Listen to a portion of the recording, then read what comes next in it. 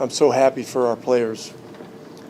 The last month has really been so challenging in so many ways, but we have an amazing group of guys. They continue to fight through thick and thin. Pascal Siakam is, one of the favorite players I've ever been around at any level. He's just amazing, and he put his stamp on this game with his will. The play at the end when he made the shot for us to go up one was a huge play, and there were a lot of amazing things. I mean, this whole period has been, these tantalizing. You get ahead and you fall behind, and then it's really difficult. I was pretty sure that the shot with .3 on the shot clock didn't count, so I knew we weren't up 4. And then all of a sudden, it looked like we might be up 4, and then we were down 2 or 3. And so, but the guys hung in, made some amazing loose ball plays to come up with the win. So very happy for them. And it was a month ago today we won our last game, so it's been a very difficult month. Coach, congratulations on the 1,000th win. Thank you. I look at a lot of names on that list that are peers of yours.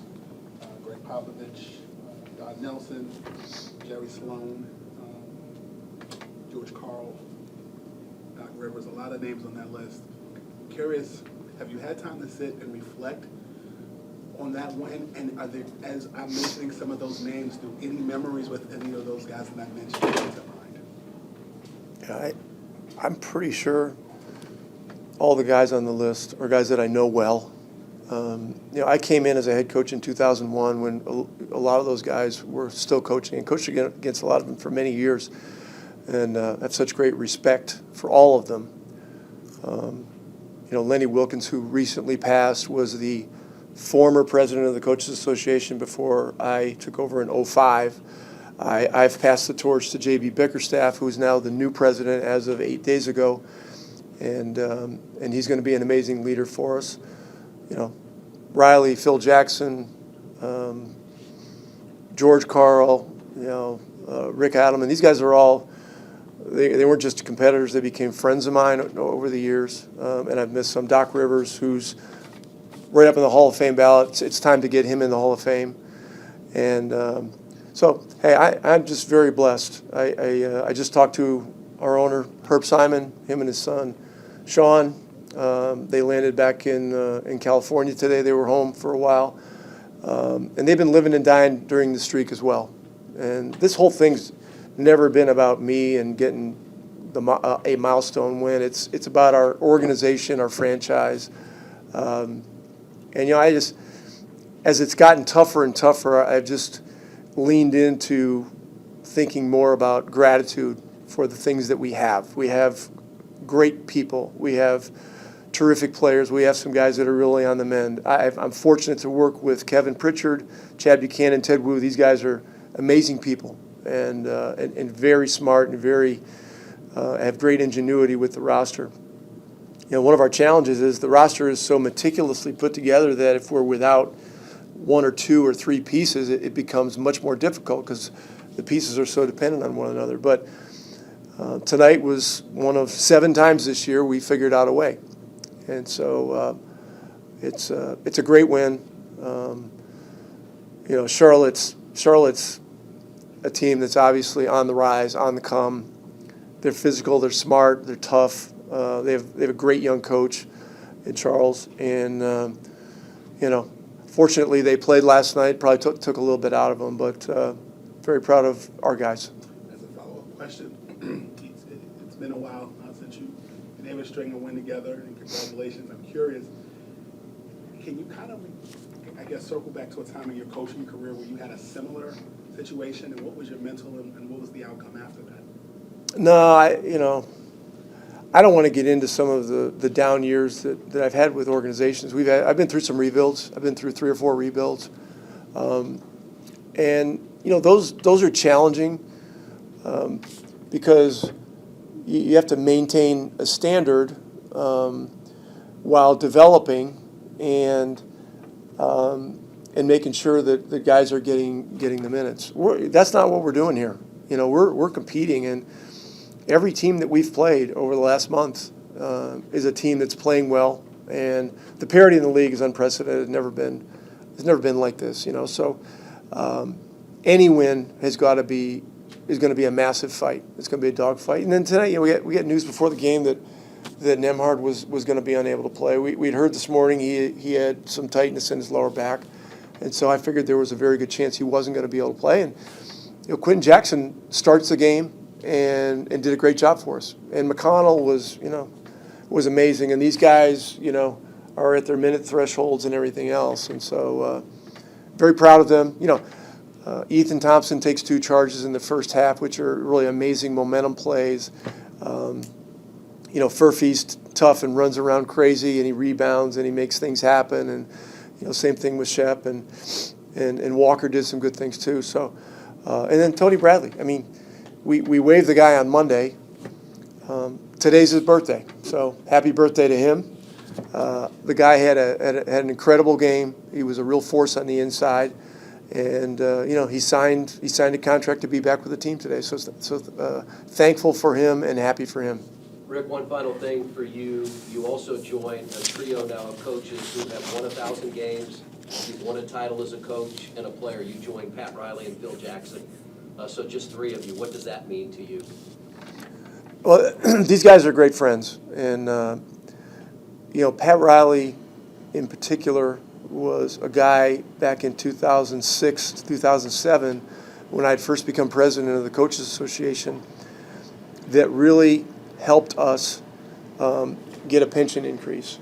You know, Lenny Wilkins had been in that position for 17 or 18 years and been unable to get anything done. Pat, in his relationship with Mickey Arison, who was the chairman of the Board of Governors at the time, met with me and Michael Goldberg, the then executive director, and laid out a plan that if we could get costs reasonable, that Mickey would carry the torch. And that increase, and it was, at the time it was from 125 to 160, was a huge increase. And then other things have happened since then, but Pat's been a great friend on a lot of levels and a mentor, and Phil has as well. So these guys are the best of the best. You know, I'm privileged to even be mentioned. You know, it's one of 3. No one's ever come up with that one before. But look, I'm just thrilled for our players tonight and our organization and our fans. I mean, people have been living and dying with us over the last month, and it's been tough. And I believe it's been galvanizing for us. Over the last few weeks, there's been a lot of games where this team's been close and just unable to get over the hump. How rewarding, satisfying was it to get the job done tonight? I'm not gonna lie, I felt really good just to come out with the win. Good team win. Everyone's fighting. Everyone's on the same page. It was good. You mentioned everyone fighting. I mean, all the huddles, everybody's like communicating, talking, being positive. How does that camaraderie and teamwork help? That's the key to winning, I think. It's just everyone being on the same page, matchups, little things like effort on the glass, boxing out, stuff, little things like that add up to be major things for us to win. Rewarding for you also personally. I know maybe it's been a little bit of an up and down week, but to get back here and join your teammates and then have such a big role, what does this mean to you? I'm just happy to be back and playing. I don't take this for granted. I don't care what contract it is or how many days. I'm just happy to be back. And what do you think you brought to the team tonight? Because obviously, you know, you're without Isaiah. Micah goes down, and you had to do a lot of things, play some heavy minutes. Just play hard and do what I'm supposed to do. Just box out, play defense. Don't let my man let Diabate get the rebound. What did it mean to everyone to help Coach get his 1,000th win?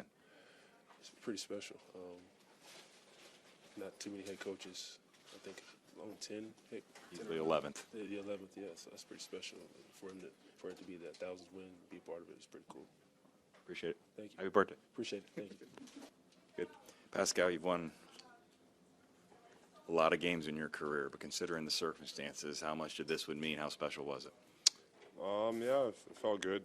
Obviously, Coach, 1,000 win. I mean, it's special for him.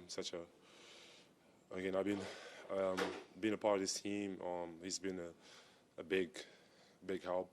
Just always communicating with me, and I think it's rare, you know, to have that open kind of communication with players and coaches, and he's just been so helpful, and we just like always talk about things and how we can get better, and I think it's just an open, like honest kind of like dialogue that we always have, and I appreciate it for sure. And he's Hall of Famer, and I'm proud to be part of this team, and part of his team, and being able to be coached by him. And obviously he coached great players before, so it's obviously we lost a lot of games, so it felt good to win, but also extra good for him and his career. Yeah, to survive some late game adversity, can you take me through the possession that got the lead, then the steal and the stop? Yeah, I think obviously TJ made a good shot before that, and at that time we got to stop, be able to get the best shot possible we can. Got the ball in the middle of the floor, make a play, tough shot, and then got a TJ special at the end there to get a steal back, to get the ball back. So yeah, it just worked out perfect for us. I think we've been in so many close games, and we've been in a situation where things just didn't go our way, and it felt good that finally it's this time it went our way.